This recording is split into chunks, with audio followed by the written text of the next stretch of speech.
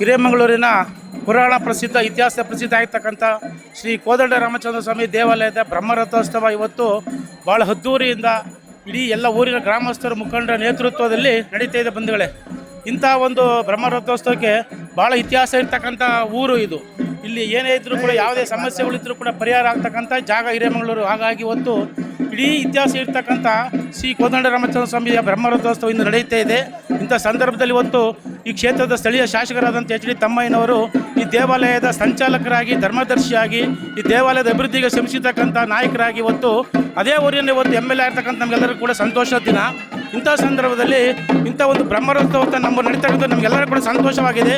ಆದ್ದರಿಂದ ಈಗ ಇನ್ನೇನು ಕೆಲವೇ ನಿಮಿಷಗಳಲ್ಲಿ ನಮ್ಮ ಶಾಸಕರು, ನಮ್ಮ ನಾಯಕರು, ಈ ಕ್ಷೇತ್ರದ ಜನಪ್ರಿಯ ಶಾಸಕರಾದಂಥ ಎಚ್ ಡಿ ತಮ್ಮಯ್ಯನವರು ಈ ಒಂದು ಬ್ರಹ್ಮರಥೋತ್ಸವಕ್ಕೆ ಆಗಮಿಸಿ ಚಾಲನೆಗೊಳಿದ್ದಾರೆ ಬಂಧುಗಳೇ.